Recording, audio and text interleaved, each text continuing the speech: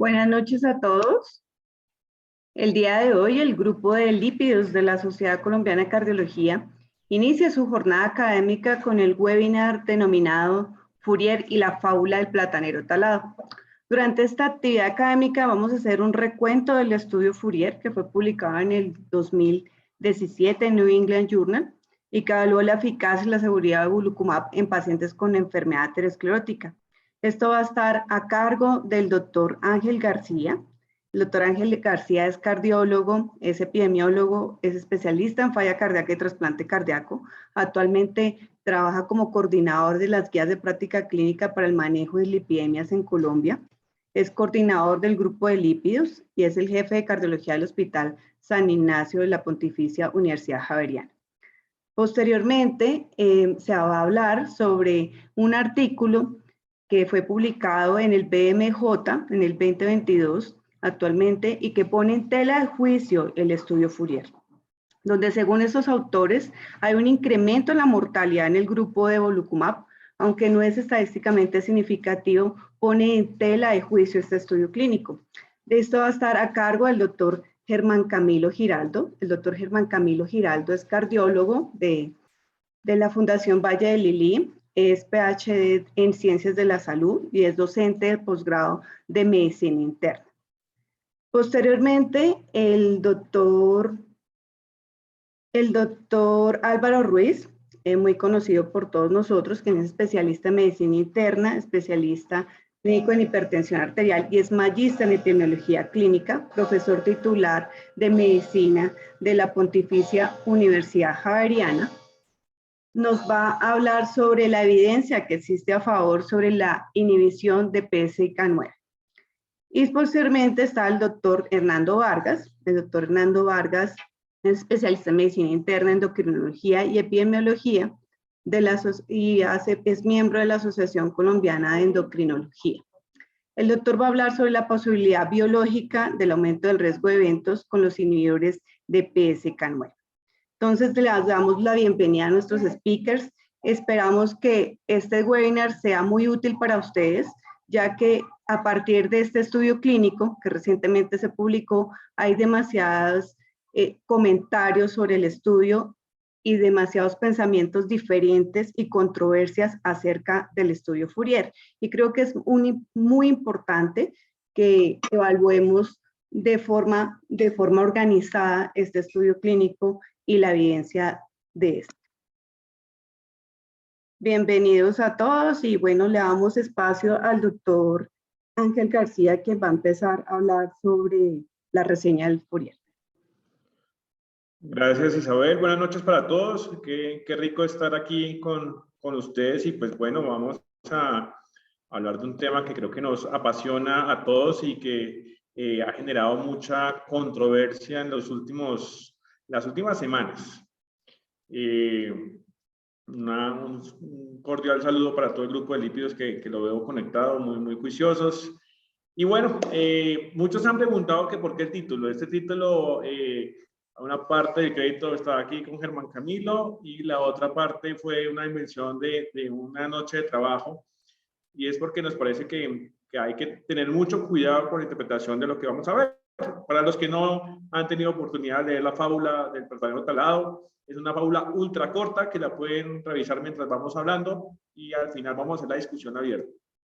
Antes de comenzar con la parte de la discusión, pues de este artículo que ha generado tanta controversia, declaro que no tengo conflictos de interés, que lo voy a hacer de forma transparente y que voy a jugar de primero como abogado del diablo. Voy a contar el lado, digo yo, el lado oscuro, el lado malo de la historia, y luego mis compañeros pues vamos a entrar a discutir verdaderamente si esto cómo lo debemos asumir, cómo lo debemos tomar, cómo lo debemos interpretar. Así que eso quede bastante claro para que no piensen que el doctor García está en contra del colesterol y unas cosas. Al contrario, yo estoy a favor, pero vamos a contar muy juiciosos esa parte de la historia. Para todos ustedes creo que es claro que hay un estudio bastante famoso que es el estudio Fourier. Se fue publicado en mayo del 2017, fue en digamos que el estudio fue comentado en las reuniones de los congresos americanos y pues básicamente fue la primera vez que funcionaba en pacientes de riesgo cardiovascular alto y fue maravilloso. Brevemente, el estudio Fourier, recordemos que los inhibidores de PCSK9 había 3, estaba el bococizumab, el alirocumab y el Fourier, que es con evolocumab. ¿Qué pasó con el bococizumab? Perdió la batalla porque tenía anticuerpos murinos. Posteriormente viene el Fourier, que básicamente eran 27.000 pacientes con LDL mayor a 70 o colesterol no HDL mayor a 100, que tenían estatina de base, que fueran pues, pacientes de alto riesgo cardiovascular y básicamente pues tuvo unos desenlaces que todos ustedes conocen, favorables en diferentes grupos. Y el alirocumab, pues obviamente tiene un estudio muy fuerte que todos ustedes conocen, que es el estudio Odyssey. Son estudios que no son comparables directamente, pero para el Fourier, digamos que ya venía siendo aprobado desde el 2015 por los entes reguladores, por su paquete de estudios en otros escenarios como hipercolesterolemia familiar, como intolerancia a estatinas, y con el 2017, digamos que puso la cereza en el pastel con la parte de desenlaces clínicos. Si tuviéramos que hablar específicamente de algunos aspectos del Fourier, recordemos que son inyecciones de 142 veces a la semana, por fuera de Colombia había una dosis de 420 al mes y básicamente fueron dos grandes grupos que tenían 13.000 pacientes alrededor y el desenlace primario, que era un de 5 puntos, fue más bajo en el grupo de evolocumab, 9.8 contra 11.3%, que da una reducción de riesgo aproximadamente del 15%. Los desenlaces secundarios, que eran un mes de 3 puntos, fue 5.9 contra 7.4% y no hubo diferencias en mortalidad. Estos resultados, que fueron muy promisorios, fue digamos, parte de la razón por la cual las guías de lípidos a nivel mundial se modifican y entran los inhibidores como una alternativa en pacientes de alto riesgo cardiovascular.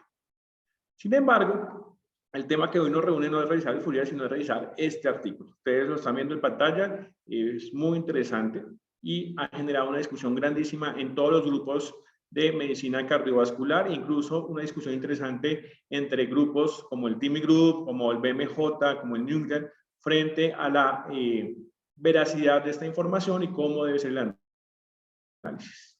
Esta es una revista que es Q1, tiene cosas muy importantes en términos de investigación cardiovascular, así que es una revista muy bien indexada y digamos que los dos autores principales son este doctor que básicamente hace parte del grupo español de la Universidad de Navarra y es el jefe de la unidad de evaluación y asesoramiento e investigación de medicamentos.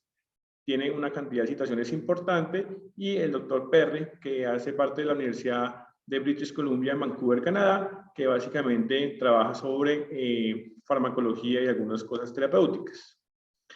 ¿Dónde comienza a discutirse este artículo? Y dice, ojo, nos pareció interesante en su momento que en el reporte del New England, que eso la gente lo pasó muy rápido, numéricamente hay mayor cantidad de muertos cardiovasculares en el plazo de intervención con evolocumab. Ustedes ven acá, 251 contra 240, no tenía una P significativa y todas las causas de mortalidad fueron 444 con 426. Ese detalle, que obviamente la gran mayoría de personas lo pasó desapercibido y dijeron no es significativo y siguieron adelante con el estudio, les llamó la atención a este grupo. Y es que básicamente les llamaba la atención, aparte de las cosas buenas de la disminución de desenlaces primarios, fue que un aumento numérico de mortalidad total y cardiovascular les llamaba la atención porque sí había reducción en infarto y accidente cerebrovascular y que eso no se había traducido en una reducción de mortalidad total o cardiovascular y que numéricamente, digamos que estaba peor en el brazo de evolocumab y 75.8% de las muertes se clasificaron como otras muertes, no infarto o falla cardíaca. Esos aspectos fueron los que motivaron a que vieran qué estaba pasando. Este estudio lo que intenta hacer es reconstruir los desenlaces de mortalidad a través de la revisión del Clinical Study Report. ¿Qué es eso para las personas que no están en el ámbito de investigación? Es básicamente el documento técnico que prepara el fabricante y se presenta a los entes reguladores, llámese FDA, EMA, el centro canadiense, y básicamente contiene información específica sobre el protocolo, las enmiendas, los criterios, los resultados de eficacia y seguridad, así como el plan estadístico. El del Fourier tiene aproximadamente 25.000 páginas, para que se hagan una idea del tamaño de esa información, y básicamente tiene algunos puntos específicos sobre las páginas donde se escriben los desenlaces más importantes, en este caso muerte, y ellos les llamaba la atención que puede que no hubiera concordancia en las causas de mortalidad al comparar la descripción que había en estos reportes contra lo que hablaban los investigadores. Así que ellos dijeron, bueno, creemos que es necesario hacer un análisis exhaustivo de estos datos, y el autor principal, que pues ustedes todos lo conocen, inicialmente declaró que no tenía ningún conflicto de interés, pero pues obviamente la información podría ser inconsistente de acuerdo al momento que se desarrolla este análisis. ¿Quién hace este análisis? Y es una iniciativa que es la iniciativa RIAD, que básicamente es un centro, un grupo que intenta trabajar como una iniciativa internacional desde el año 2013 para abordar el sesgo de los informes de investigación. Y es básicamente una sigla que habla sobre restaurar lo invisible, los ensayos abandonados. Y básicamente lo que escriben es que ellos quieren proporcionar información mucho más precisa a pacientes y otros tomadores de decisión en la atención médica. Y es que o hay informes incorrectos, básicamente porque se escriben de forma inexacta o incompleta en las publicaciones que nosotros revisamos, o son invisibles cuando los resultados son negativos o no son completamente realizados. Así que el objetivo principal fue hacer reevaluación a través de este grupo, que es una metodología que ya vamos a explicar, frente a los datos de mortalidad del Fourier basado en la información que el fabricante proporcionó, el Clinical Study Report. ¿Cómo fueron los métodos? Y aquí es donde se pone interesante el asunto. En mayo del 2018, ellos dijeron, bueno, hagamos un equipo y hagamos la solicitud de este reporte del Fourier, y lo pidieron en la EMA, en la FDA y en Canadá. Básicamente, EMA y FDA, los procesos son muy largos y lo consiguieron en el grupo de Canadá, pero pues hicieron todo el trabajo de buscar esta información. ¿Qué pasó? Los entes reguladores, digamos, ellos pidieron toda la información del Clinical Study Report, los CRFs, que es donde se consignan los aspectos específicos de cada paciente, pero por sorpresa se dieron cuenta que solo habían solicitado los entes reguladores la parte de mortalidad y no la parte de la descripción de los desenlaces adicionales de cada participante. ¿Qué contiene este reporte? Básicamente hay 6 enmiendas al protocolo, y en la segunda, digamos que aclara que la mortalidad por todas las causas que ustedes ven acá resaltadas no se consideran como eventos adversos graves en el estudio, sino que se tratarán como criterios de valoración de eficacia, y que se le pedirá al comité de monitoreo de datos que siga la ocurrencia de estos eventos para ver si es necesario tomar una acción específica durante el curso del estudio. Solo para aclarar por qué es importante este punto. En otras ocasiones podría uno pensar que a uno le dé un infarto con una medicación, podría ser un evento adverso, no un evento de eficacia. Entonces, digamos que es importante tener en cuenta por qué hacen esta observación. ¿Qué más pasó? Bueno, la información detallada solo encontraron de muerte en lo que son los desenlaces de seguridad, y lograron restaurar 870 narrativas de muerte que equivalían más o menos a unas 939 páginas. Y básicamente encontraron lo que era la muerte declarada, la que fue reportada y codificada por el investigador principal y la adjudicada por un comité central. Y las categorizaron en 3 causas: la causa cardiovascular, no cardiovascular e indeterminada. Bueno, ¿cómo funciona la metodología? Que es donde se pone interesante el asunto. Primero, este grupo lo que hace es contactar al autor principal e invitarlo a que en conjunto restauren los datos. Si se niega o no responde, hacen un proyecto a través del BMJ que se llama Call to Action, que es, lo llaman públicamente a través de un artículo diciendo, por favor, queremos hacer esto. Y si no, estos autores del RIAD pues hacen la solicitud directa y comienzan a trabajar. Para el caso de Fourier, ¿qué pasó? Bueno, en febrero del 2019 hicieron la primera invitación, no hubo respuesta, 2 recordatorios adicionales en marzo y abril, no hubo respuesta. Le hicieron la publicación en el 10 de abril de 2019 del Call to Action, el BMJ, y no tuvieron respuesta alguna y comenzaron a trabajar en septiembre del 2020. Hubo la Universidad de Canadá, la Universidad de Navarra, hicieron todo el proceso de aprobación de protocolo, hicieron nuevas bases de datos, hicieron un ciego a los evaluadores y ajustaron las definiciones de acuerdo al protocolo. ¿Quién era el comité de validación? Que este es uno de los puntos que se va a discutir más adelante. Investigadores del Servicio de Salud de Navarra, y lo que hicieron fue básicamente confirmar todos los casos potenciales de readjudicación y que fueron evaluados consistentemente. ¿Qué pasó? 308 casos, de más o menos al 35.4% de las muertes, digamos que fue readjudicada como indeterminada porque no había información suficiente para justificar. Se intentó contactar nuevamente al autor y nuevamente los dejaron en visto. Se analizó la evidencia de eventos como reportados en el estudio. Se muestran las inconsistencias entre lo que fue el Clinical Study Report y el New England y utilizan algunos métodos estadísticos para evaluar los desenlaces. ¿Qué pasó con las inconsistencias en la clasificación? Para que ustedes vean, 26% de inconsistencias en la clasificación de muerte y la causa adjudicada. Básicamente ustedes ven cómo están distribuidas. Muerte cardiovascular había 12 que sí y 12 que fueron determinadas. 66 clasificadas como no cardiovasculares, fueron 56 cardiovasculares y 10 indeterminadas, y 136 indeterminadas fueron clasificadas como 101 cardiovasculares y no cardiovasculares en 35 ocasiones. Ellos hacen una descripción juiciosa, página por página, para que uno pueda ir y consultar verdaderamente si está de acuerdo o no, y pues parece bastante sensato, es un trabajo muy grande. Otro punto importante es que cuando hacen la evaluación, 41% de las muertes difiere el grupo de adjudicación contra el investigador local en la narrativa del Clinical Study Report.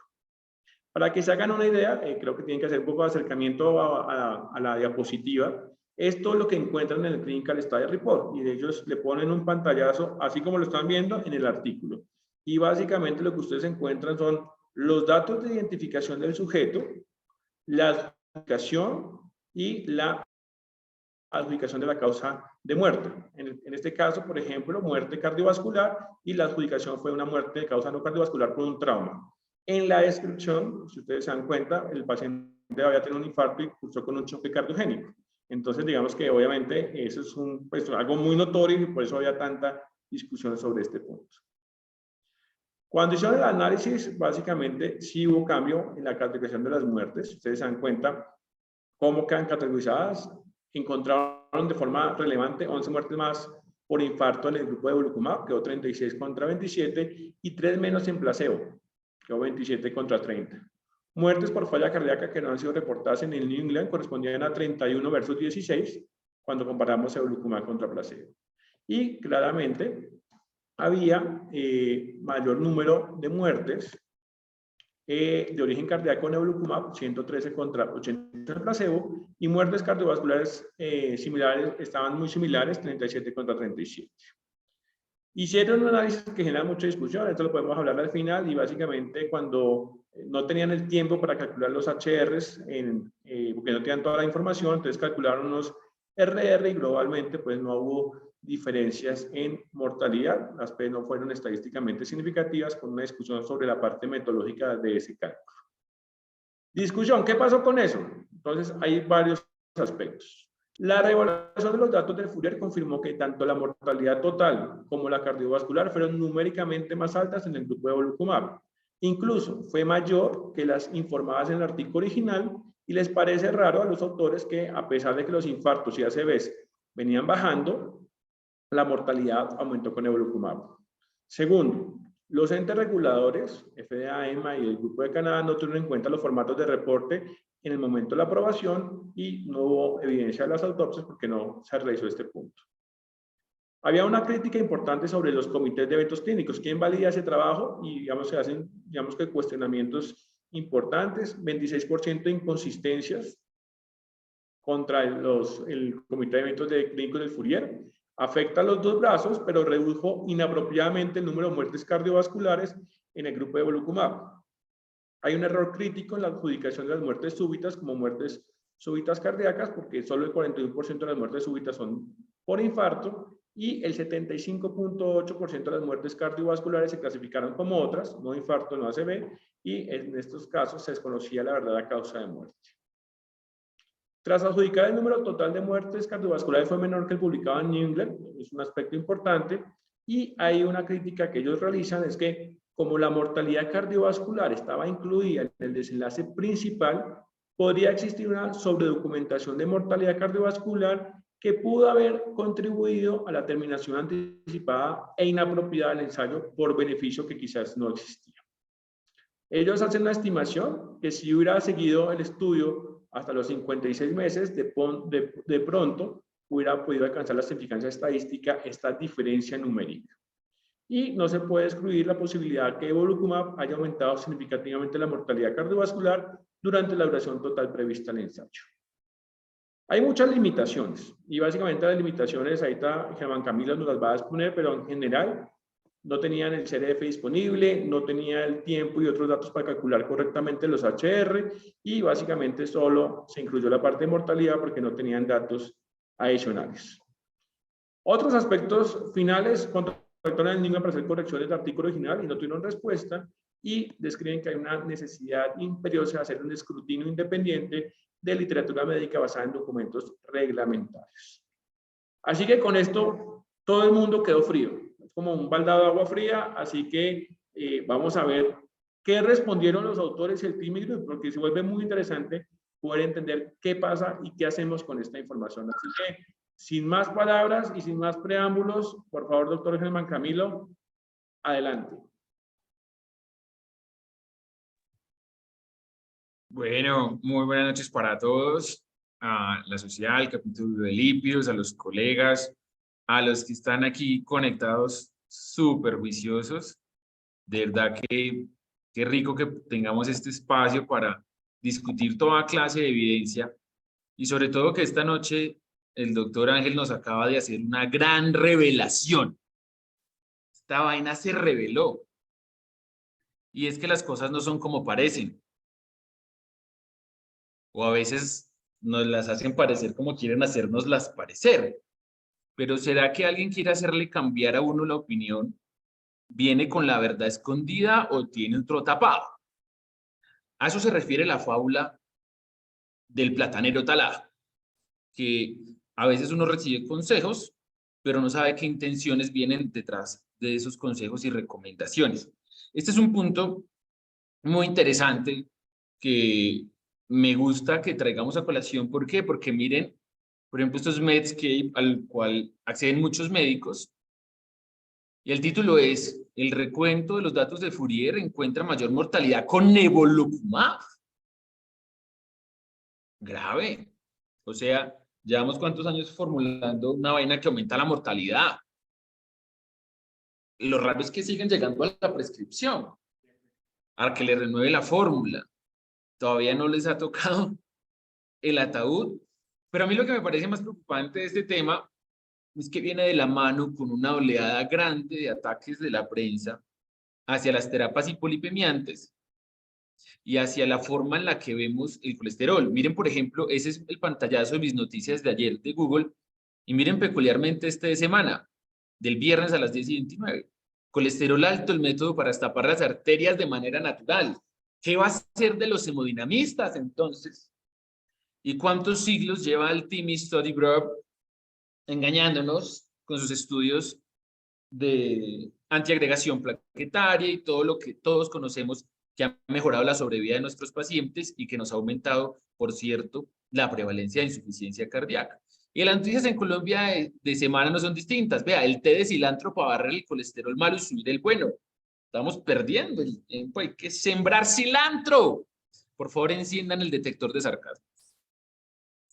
Y eso le suman médicos como el doctor Mark Sabatín, que es el que ven ahí, que hace un estudio, dirige el Brigham Women's Hospital en Harvard, que trabaja con un grupo que se llama el TIMI y que le toca enfrentarse a los influenciadores en redes sociales. Me gustaría mucho que escuchen. Con el azúcar y que nos están ocultando, que hace que nos vayamos a morir de una aterosclerosis. Y no tiene nada que ver. O sea, el hecho de que yo encuentre, si dentro de una arteria, adentro, una placa que tape la arteria repleta por dentro de colesterol, no tiene que ver con el colesterol. Ay, ¿usted se imagina la cara del doctor Sabatín escuchando semejante afirmación? El hecho de que yo encuentre dentro de una arteria, adentro de una placa de colesterol, no tiene que ver con el colesterol. Entonces, ¿con qué tiene que ver? Yo me imagino al doctor Sabatín muy triste porque años y años estudiando y haciendo estudios y descubren que el colesterol no tiene nada que ver con el colesterol dentro de la placa. Probablemente los pacientes con hipercolesterolemia familiar nos vienen mintiendo, fingen sus muertes antes de los 40 años y antes de los 50, o los miles de doctores y investigadores que seccionan las coronarias, ven las placas, ven el proceso inflamatorio, nos han estado engañando. qué cantidad de información tan interesante para analizar. Entonces, le dicen al doctor Sabatín en el informe, doctor, 11 pacientes no cuadran como este que les presentó Ángel. Entonces, en el CSR dice, este paciente le dio un infarto y un shock. Probablemente le dio. Y en Fourier aparece muerto de una causa no cardiovascular de un trauma. Pero en el CSR aparece que le dio un infarto y que tuvo un shock. Entonces los investigadores nuevos dicen, ah, bestia, de verdad si era cardiovascular, nos han mentido. En la página 23.825, ya llevan 23.000 páginas leídas. Entonces, cuando uno mira aquí qué rayos pasó, y es que el punto aquí central de la discusión es que están leyendo el CSR, que es un reporte muy, muy obsoleto de la realidad del paciente, y no están leyendo el CRF. ¿Qué es el CRF? Es el Clinical Research File. Entonces, los que hemos hecho investigación, sufrimos la penuria de tener que hacer doble historia clínica, porque se hace una historia clínica del centro de investigación, pero además hay que hacer una historia clínica digital que va para el Team Study Group, y ahí usted adjunta toda la documentación pertinente con los eventos. A eso no tuvieron acceso los doctores que publicaron ese paper en el British Medical Journal, sino solo al CSR. Entonces sale la respuesta del Team Study Group y dice en su carta al editor, mire, en ese caso que usted publica, pues en el CSR el investigador que lo escribió no lo reportó, pero el Team Study Group lo adjudicó porque ese paciente en realidad se reportó que había tenido un trauma en la cocina, un trauma craneoencefálico, y murió como consecuencia de ese trauma y no como una muerte cardiovascular.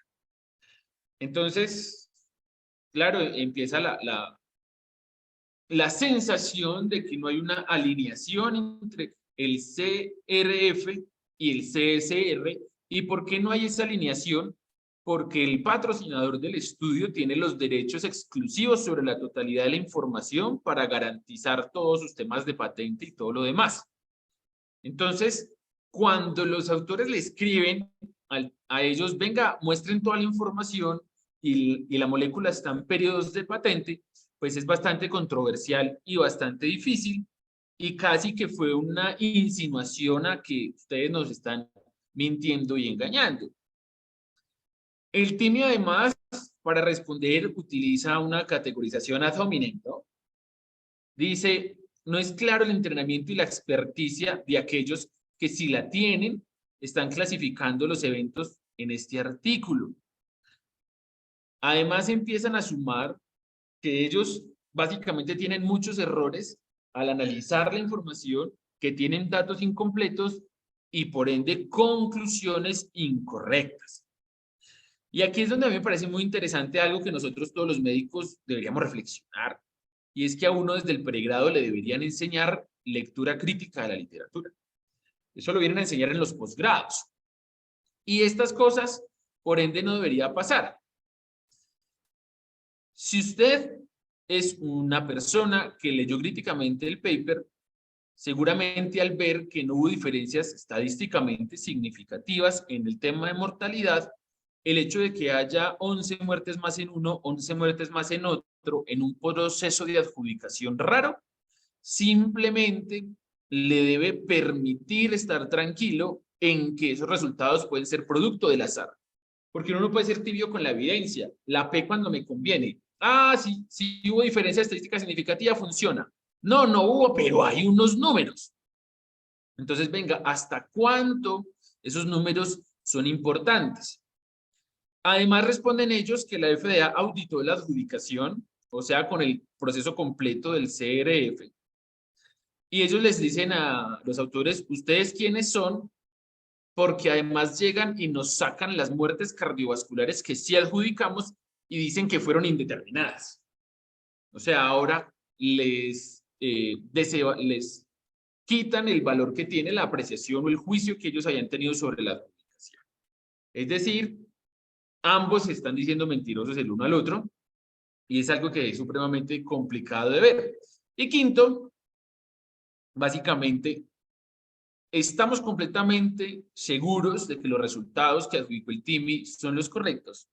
que el estudio se diseñó de una forma incorrecta, se ejecutó mal y que nuestra opinión es un grotesco aporte a la literatura médica, al cuidado cardiovascular, a los proveedores y a los pacientes. Entonces, puntualmente hablando, cuando uno estadísticamente se quiere poner serio, uno tiene que ser serio con todo. Cuando uno hace un ensayo clínico, uno tiene una hipótesis nula y una hipótesis alterna. Y uno dice, yo me voy a plantear una hipótesis alterna que dice que el evolocumab me disminuye el compuesto cardiovascular. ¿Y para qué sirve la P? Sirve para ponerle un límite a la probabilidad de error. Es decir, en este diseño yo acepto la hipótesis alterna como máximo con un 5% de probabilidad de estarme equivocando. Para eso sirve la P. Si es menor de 0.05, la probabilidad de equivocarme al aceptar la hipótesis alterna no es resultado del azar. Cuando da más de 0.05, ¿qué más dan los números? Desde la forma en que se diseñó el estudio, desde la forma en que se analizó y sobre todo desde la forma en que se definieron los eventos desde el principio. Llegar a última hora a cambiar las definiciones, a generar una nueva clasificación de mortalidad y a desclasificar las definiciones, probablemente lo único que va a hacer es generar confusión. Yo insisto que no podemos ser tibios con la evidencia. La P funciona para todo, no funciona para nada. No puede funcionar para algunas cosas, porque si no, entonces, ¿para qué hacemos los contrastes de hipótesis? Además de eso, y para la tranquilidad de todos los que estamos aquí oyendo, no solamente en el ensayo Fourier hubo más de 25.000 pacientes aleatorizados con una mediana de seguimiento de 2 años, sino que además planearon un seguimiento mayor que se llamó el OLE, con una mediana de seguimiento hasta 5 años, muy parecidos. Las características de los pacientes no vale la pena profundizar ahora. En los que hicieron fue coger todos esos pacientes, pasarlos al brazo de intervención activo, seguirlos a lo largo del tiempo y concluir que se mantienen los niveles bajos de LDL, que no cambia la seguridad a lo largo del tiempo, cosa que probablemente muchos hemos visto en la práctica, pero que en el endpoint primario sí hay un cambio, y es que hay una continua separación de un endpoint primario de muerte cardiovascular, infartos, ACV, angina inestable o revascularizaciones coronarias. Es decir, se suma a la muy vasta experiencia de los estudios con hipolipemiantes que asumen que reducir el colesterol funciona para disminuir los eventos cardiovasculares, que a largo plazo puede cambiar la mortalidad y evidentemente, probablemente después de muchos años de muchos de ustedes estar formulando este medicamento, no han tenido ningún tipo de problema. Y en los endpoints secundarios claves, después de 7 años de estar recibiendo esta molécula a estos pacientes, también los endpoints secundarios tuvieron una reducción. La muerte cardiovascular no fue la excepción y por ende, asumir este artículo como algo que pueda cambiar nuestra práctica clínica termina pareciendo mucho a la fábula, porque ¿quién gana con todo esto? ¿Quién gana mandando a talar el arbolito? Simplemente ganan las vecinas. Vecina, no se tome ese medicamento para el colesterol, que es malo. Sale un estudio que dijo que es malo y ahí se acaba el rigor de la lectura. ¿Quién gana? Los desinformantes. Desafortunadamente tienen mucha acogida en las redes sociales, una gran cantidad de personas que educan sobre el colesterol, como nuestro amigo que dice que el colesterol dentro de la placa de la arteria no tiene que ver con colesterol, que evidentemente el colesterol es una de las tantos ingredientes para la aterosclerosis y la inflamación, pero en últimas nos hace tener que reunir un poco de valor, de sumar toda la evidencia y poder darle más continuidad al tratamiento. Le preguntamos al doctor Ruiz. Por favor. Profe Ruiz, al fin de cuentas la mortalidad con la reducción del LDL, ¿qué nos comparte? ¿Cómo lo ve después de todos estos análisis y debates? Bueno, muy buenas noches, un saludo para todos y vamos a mirar. Yo creo que aquí tenemos que separar dos cosas y tenemos que tenerlas muy claras. Una es nadie, ni siquiera el artículo que estamos discutiendo, ha puesto en duda la efectividad en desenlaces primarios de los inhibidores de PCSK9. Nadie. Luego, no hay ninguna razón para dejar de prescribirlos. Hubo claramente una discrepancia entre las causas de muerte adjudicadas y las que aparecieron en las historias. Eso es claro, hubo una clara discrepancia, pero que no cambió los resultados en términos de significación. Entonces, por un lado, no tenemos razón para dudar de la efectividad en desenlaces. Por el otro lado, tenemos que pensar qué pasó y tenemos que asegurarnos de que eso no vuelva a ocurrir.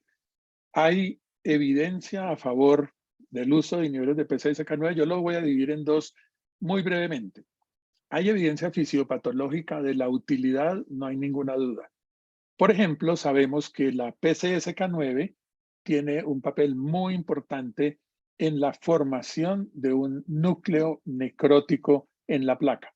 Miren, a más PCSK9, más centro necrótico de la placa. Hay una asociación muy fuerte. Hay una asociación entre uso de PCSK9 y reducción de lipoa minúscula, que sabemos que es no solo aterogénica, sino trombótica. Sí, en un estudio con evolocumab redujo la lipoa minúscula en 17%, con alirocumab 29.9%. O sea, no hay duda, disminuyen algo que es aterotrombótico, pero hay un dato más. Un subanálisis del estudio Odyssey Outcomes con alirocumab muestra que a más reducción de lipoa minúscula, más reducción del desenlace primario de eventos fuertes, MACE. Miren, por ejemplo, bajar 20 miligramos la lipoa minúscula, baja 11% el riesgo de un desenlace fuerte. Y esto es independiente del LDL. Hay evidencia de regresión de placa, todos sabemos que eso no es lo que buscamos, eso no es lo más probable, pero si logramos regresión de placa puede ayudar. Sí hay evidencia con evolocumab de regresión de placa y sí hay evidencia de regresión de placa con alirocumab. Pero este estudio mostró una cosa muy interesante. Miren la reducción de colesterol LDL con alirocumab comparado con placebo, que obviamente no lo redujo. Pero miren lo que pasó con la PCR ultrasensible. Nada. Y esto es un llamado de atención. No pasó nada. Un medicamento que baja la placa, disminuye el centro necrótico, que disminuye la lipoa minúscula, baja el colesterol, pero no cambia la PCR. Eso tenemos que tenerlo en cuenta para la discusión. Pero claro, a nosotros nos interesan los desenlaces clínicos y ya se han mencionado. Fourier, que es uno de nuestros protagonistas, mostró en el desenlace primario muerte cardiovascular, infarto, ataque cerebrovascular, hospitalización por angina o revascularización. Mostró una reducción de 15% en el riesgo, en el HR.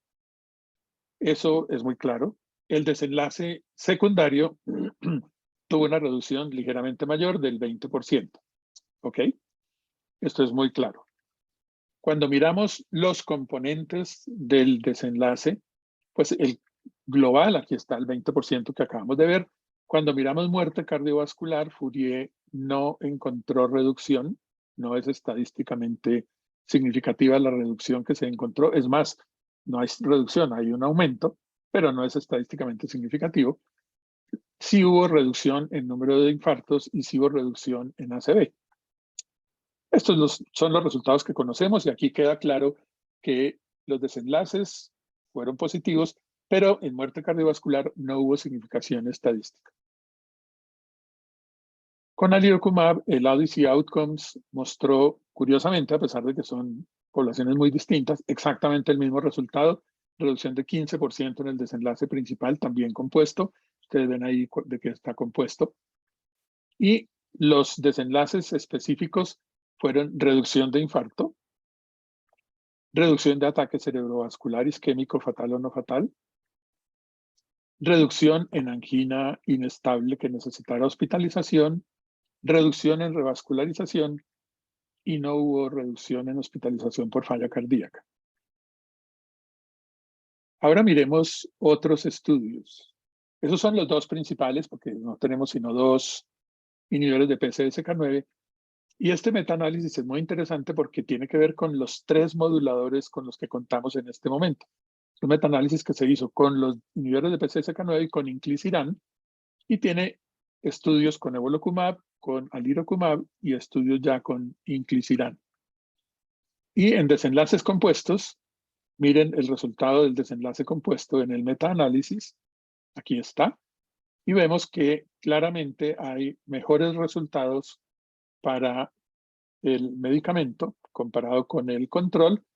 Recordemos que esta es la línea del 1 y claramente los intervalos de confianza que están representados en el rombo no tocan el 1.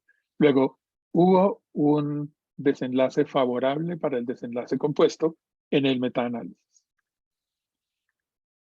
Reducción de 20% en el riesgo. Ahora miremos desenlaces compuestos ligeramente diferentes y también hubo una reducción del 14%. Ahora miremos los desenlaces individuales y aquí es donde nos vamos a sorprender, porque estos son los resultados del metaanálisis. Análisis para mortalidad global, no hubo diferencia.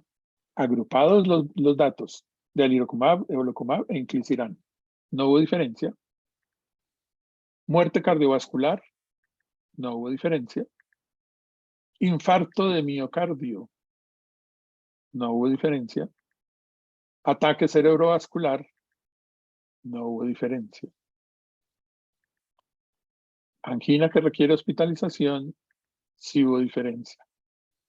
Entonces, las conclusiones del metaanálisis: hay un claro efecto de clase en LDL, no hay cambio en mortalidad, no hay cambio en muerte cardiovascular, reduce infartos, no tiene efecto en ACV y sí reduce angina que requiere hospitalización.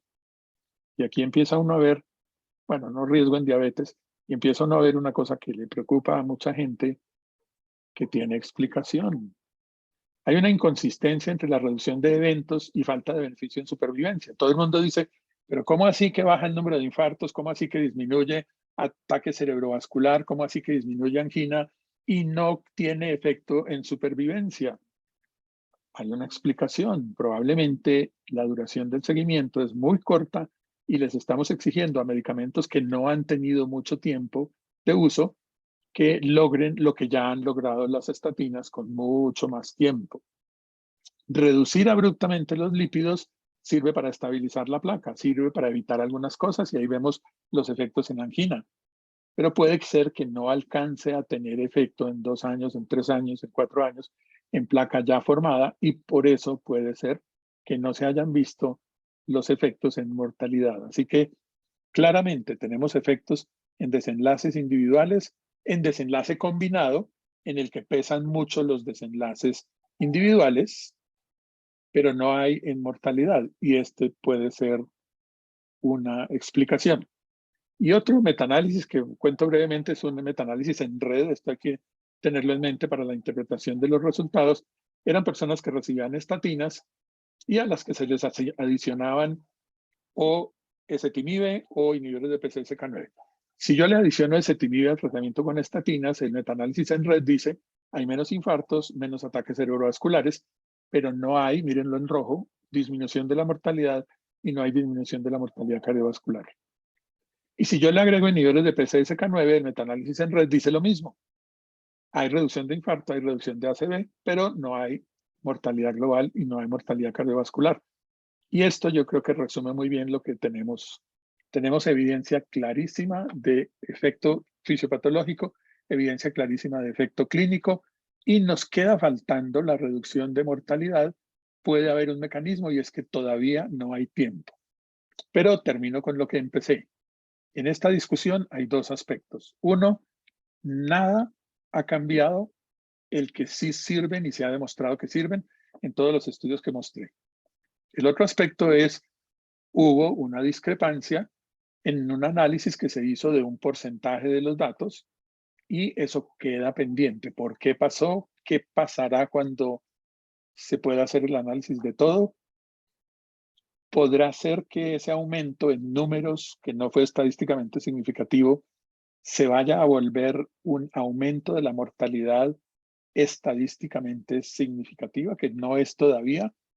creo que eso es lo que nos va a contestar el doctor Hernando.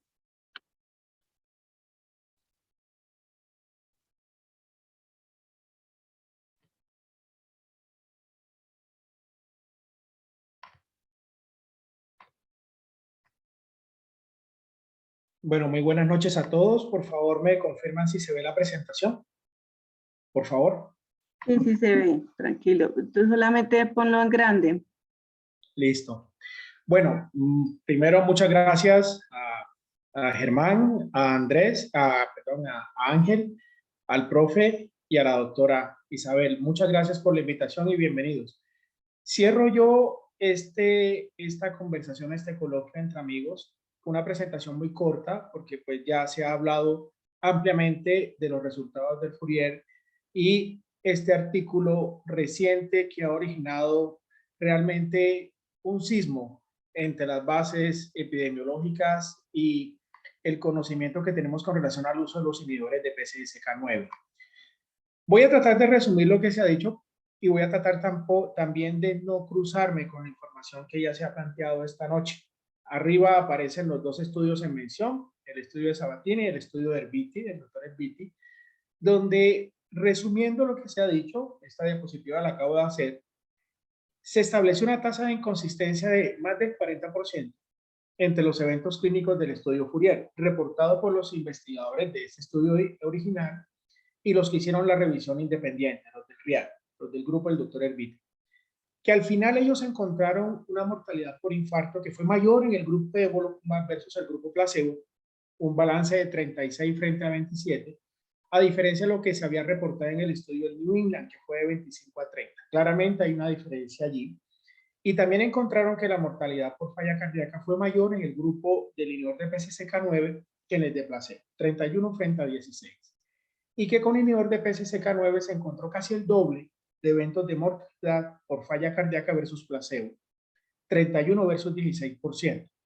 En el estudio original, el riesgo de muerte de causa cardiovascular, si uno revisa este estudio original, el hazard ratio fue del 5%, fue de 1,05, indicando eso de que existía un incremento en el riesgo del 5%, pero el intervalo de confianza atravesaba el valor neutro y se consideró que esto no era estadísticamente significativo.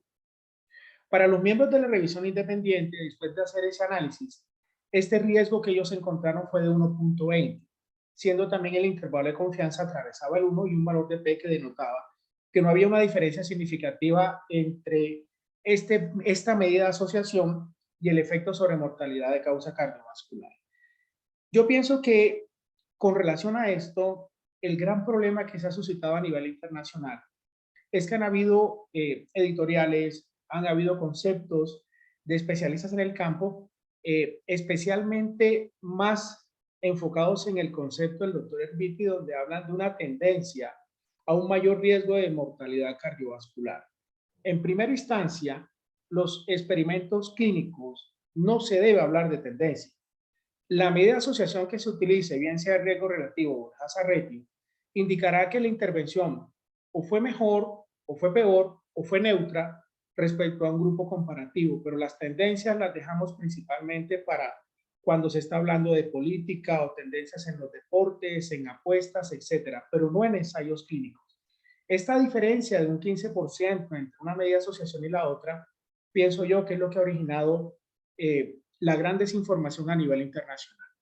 Cuando uno se va a ese análisis del Fourier, de acuerdo al estrato de algunos marcadores inflamatorios, yo voy a tratar de plantear una hipótesis biológica que potencialmente también pueda evaluar y explicar por qué esta medida de asociación incrementó en un grupo respecto a otro, sabiendo que en el recuento del doctor Herbiti hubo 11 casos más en el grupo de evolocumab y 3 casos menos en el grupo placebo.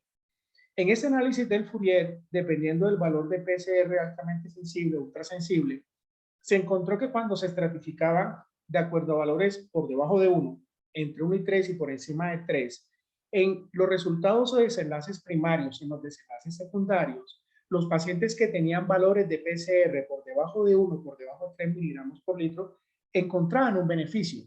Entonces lo que hice fue algo similar a lo que el profe Luis acaba de mostrar brillantemente en su presentación, y fue evaluar los otros inhibidores de PCSK9. Y miren, a pesar de que no tenemos actualmente bococizumab, por lo que ya Ángel había comentado previamente, en el estudio SPIRE 1 y SPIRE 2, la población dentro del contexto global de los inhibidores de PCSK9 realmente no originan un cambio significativo de esta medida o de este marcador de inflamación, la PCR ultrasensible.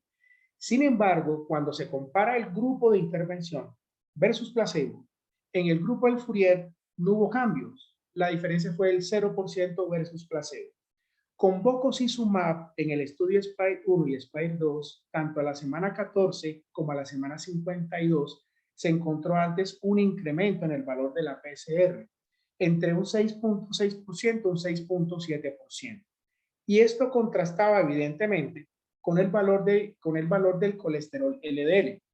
Entonces los investigadores de este estudio, tomando en cuenta como un marcador de riesgo inflamatorio y residual en aquellos individuos que recibían tratamiento con terapia con estatina e inhibición de PCSK9, hicieron esta figura, y esa es una figura que evalúa la relación entre los niveles de PCR ultrasensible en una escala continua y la tasa de eventos ajustados para el compuesto primario final. ¿Qué fue? Infarto del miocardio, ataque cerebrovascular, angina, necesidad de revascularización, muerte cardíaca.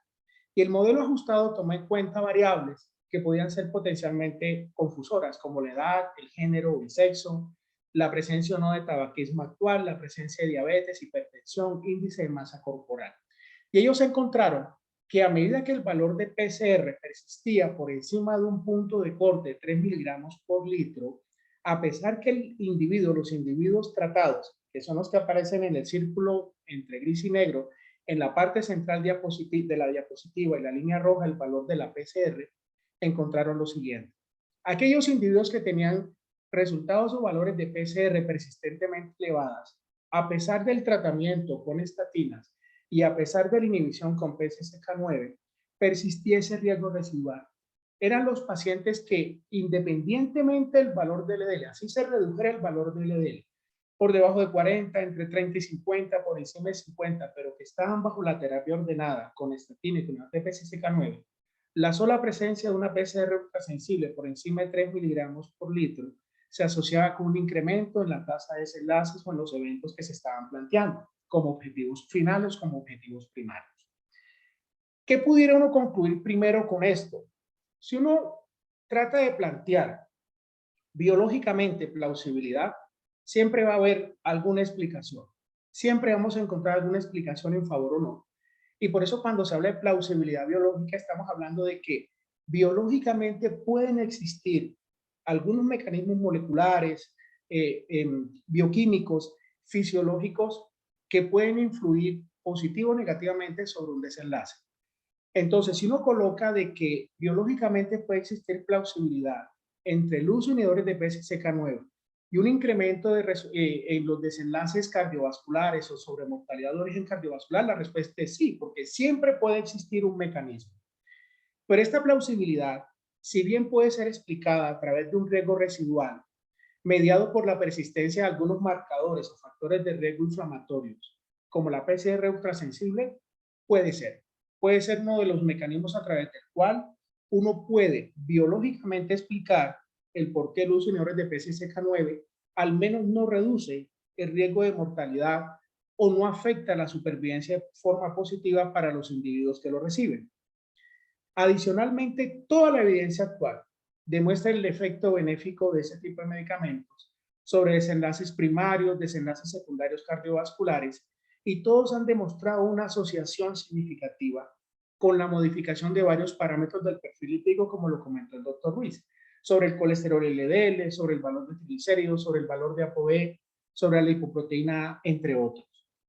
Y que no sería correcto, creo que es motivo para la discusión ahora, asumir que el cambio en el valor de la medida de asociación en el estudio real, en el estudio independiente, sea una evidencia contundente para considerar que los inhibidores de PCSK9 incrementan el riesgo de desenlaces mayores. Es más, la mejor evidencia hasta el momento indica que dicha plausibilidad biológica probablemente no exista y que los experimentos clínicos a futuro deben evaluar otros marcadores de inflamación y analizar la información de acuerdo a diferentes estratos de riesgo o de marcadores de inflamación.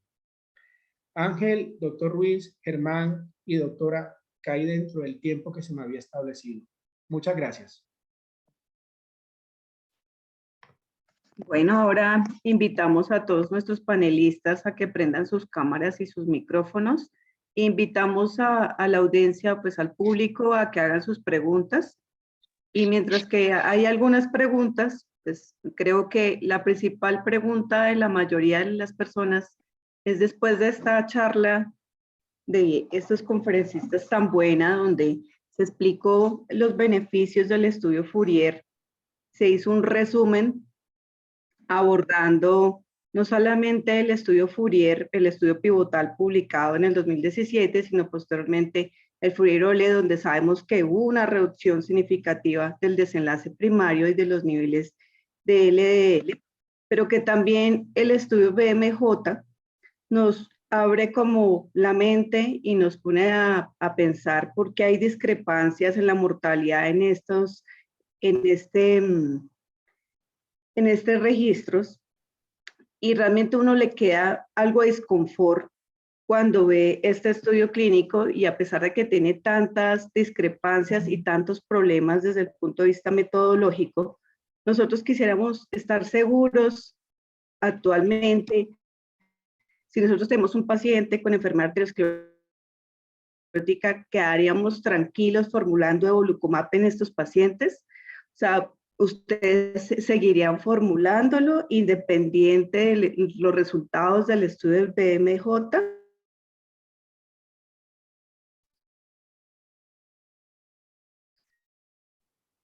Bueno, yo creo que Y teniendo en cuenta pues toda la evidencia que hay con los niveles de PSK9, pues empecemos con...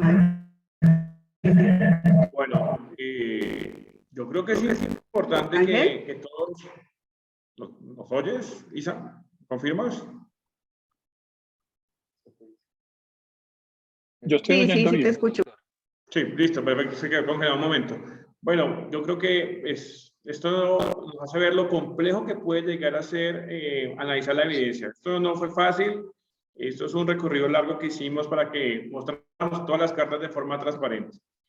Yo qué creo, uno, yo tengo duda de que bajar el LDL disminuye eventos cerebrovasculares. No me cabe ninguna duda en este momento de la evidencia, y creo que va a ser difícil refutar los aspectos fisiológicos y patológicos que hemos aprendido en más de 100 años de estar metidos en el cuento del colesterol, y hay mucha gente en redes sociales, como lo mostró Germán, que pues obviamente piensan lo contrario. Para el caso específico de evolocumab, creo que el Fourier-Ole nos da una buena respuesta a lo que hubiera podido ser la extensión del estudio. Creo que el Fourier-Ole sirve mucho para decir, vea, los resultados se mantienen, no aumenta la mortalidad, no se pierde el efecto en el camino, y eso es una herramienta fundamental para nuestros pacientes. Si me preguntan, Ángel García, ¿formula evolocumab? ¿Formula nivel de PCSK9? La respuesta es sí, y lo hago estrictamente con los criterios que tiene cada uno de los ensayos pivotales, y me apego mucho a las guías, porque estoy convencido que bajar el LDL tiene beneficio para mis pacientes. Hermano. Yo no sé si eso se podría llamar como un estudio en sí, sino más bien como esa revisión. Estoy muy de acuerdo con todos. Eso lo que fue una revisión de la adjudicación de los eventos, pero en sí no tienen toda la data que recogió Fourier como para hacer un reanálisis e insinuar siquiera que la práctica clínica se debe cambiar, que ese es uno de los problemas del artículo, que en la conclusión dicen: replantéese su existencia y sus prescripciones, amigos, que esto es una mentira. Y es desafortunado. Para la hoja de vida que presentó Ángel, uno no espera que un autor asuma una conclusión partiendo de algo así. Creo que hay que ser más temerosos, menos temerosos y más respetuosos de todos los procesos de investigación, mientras que usted no tenga toda la información. No nos cambia la práctica clínica, no nos cambia la prescripción. Si llevamos 7 años, ¿cuántos? ¿7? ¿Prescribiéndolo? 2017 a 2023, 6. 6 años prescribiéndolo, y no he visto al primero que me diga que se le están muriendo los pacientes con evolocumab o que se le están infartando más o menos. Es decir, hay que pegarse de toda la evidencia junta y no analizar un solo paper que piense o que insinúe que puedes cambiar tu práctica. Para mí esa conclusión la dijo el profe Ruiz, muy bien, nada ha cambiado. Y como dijo el profe Fernando Vargas, la P es la P, no cambió, así los números digan otra cosa. Y sin duda la enfermedad cardiovascular aterosclerótica tiene un componente que viene de la mano de la inflamación y el daño endotelial y un componente del colesterol elevado.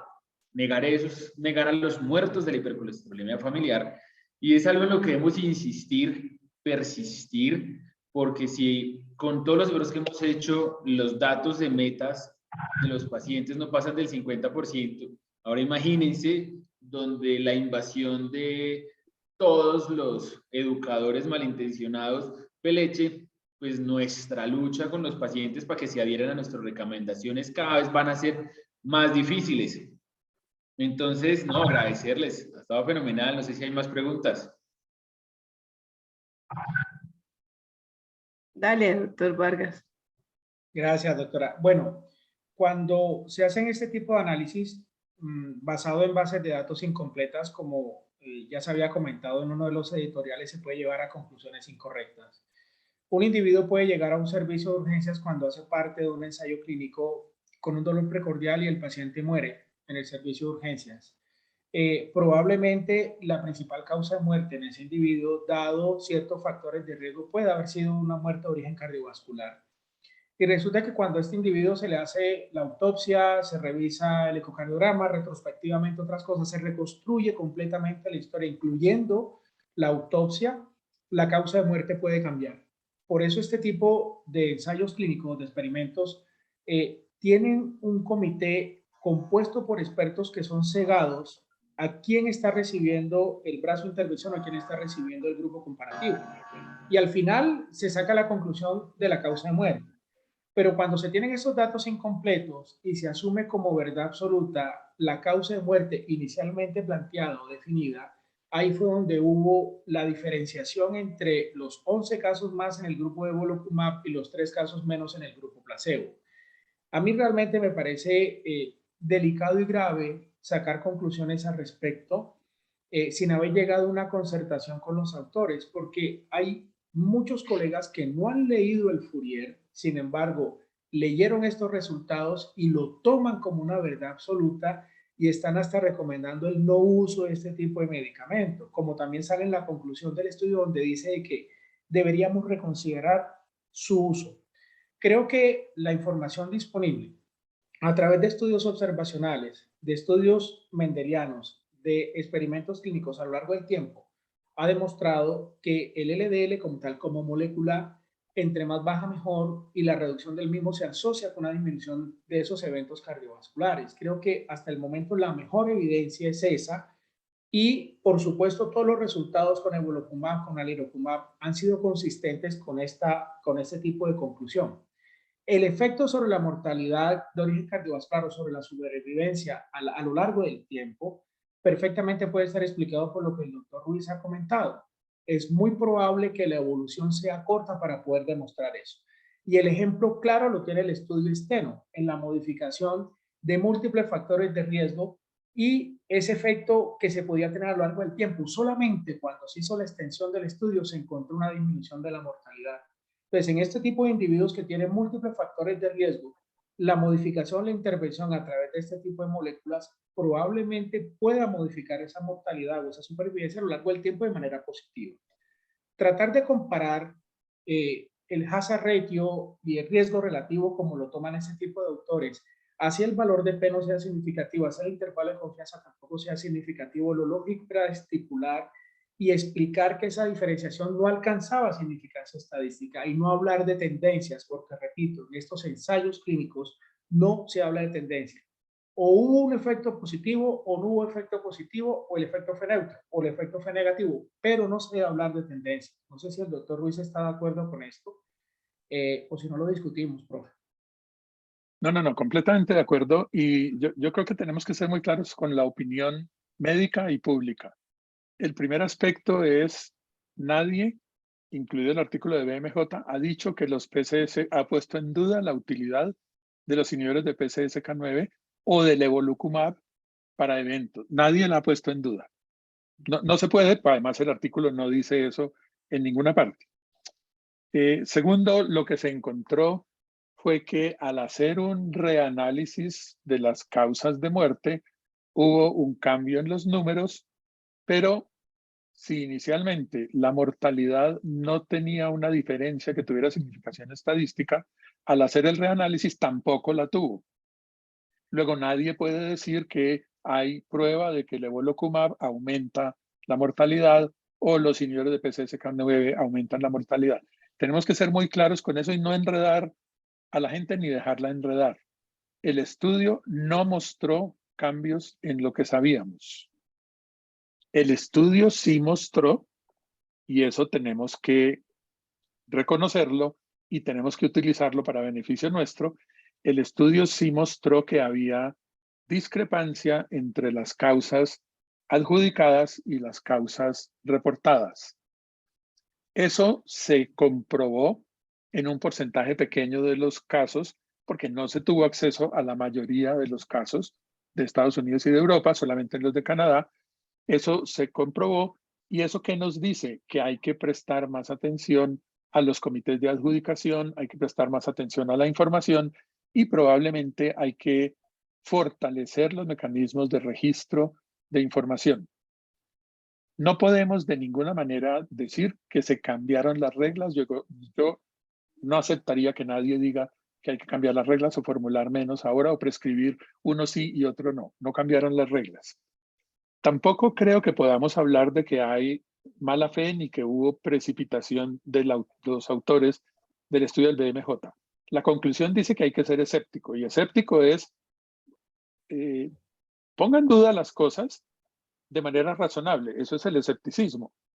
Entonces, el hecho de que nos digan casi la mitad de las causas de muerte cambiaron después de una revisión, hombre, vale la pena que nos pongamos un poco más atentos, pero no han cambiado las reglas. Alguien pregunta que si tendrían conflictos, yo prefiero hablar de confluencia de intereses, los autores del BMJ. La respuesta es muy simple, todos tenemos confluencia de intereses, todos. Todos nosotros hemos dado conferencias para Sanofi, para Amgen, para Pfizer, para Merck Sharp & Dohme. Todos nosotros hemos ido a congresos, todos nosotros hemos recibido apoyo. Eso es confluencia de intereses. ¿Cuándo habla uno de conflicto? Cuando hay un interés que pasa por encima del interés primario, que es la ciencia. El valor de la ciencia es el interés primario. Si alguien tiene un interés que pasa por encima de ese, es decir, porque a mí me paga como conferencista fulanito, yo tuerzo la verdad, eso sería un conflicto de interés.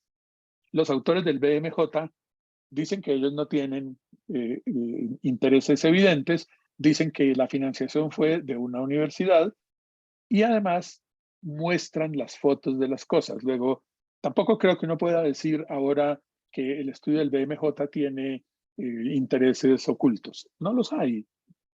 Aceptémoslo. No nos cambiaron las reglas de juego para los señores de PCSK9, primer punto. Y segundo, sí nos abre un poco los ojos a que hay que mejorar los mecanismos de calidad de registro en los experimentos clínicos.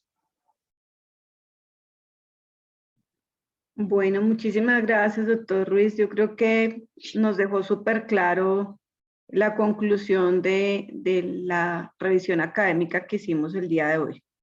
Entonces, les agradecemos a todos pues su asistencia y pues yo creo que nos debe quedar súper claro que los inhibidores de PCSK9 continúan siendo una opción terapéutica para estos pacientes de alto riesgo cardiovascular, que reducen niveles de LDL y también reducen desenlaces cardiovasculares mayores en estos pacientes y que debemos continuarlos utilizando, que sí, claro, existen estas discrepancias en estos estudios clínicos que le dejan a uno un poco de desconfort y que realmente nos gustaría que se pudiera hacer un análisis con el comité, con el estudio completo y evaluar realmente qué pasó con esta mortalidad.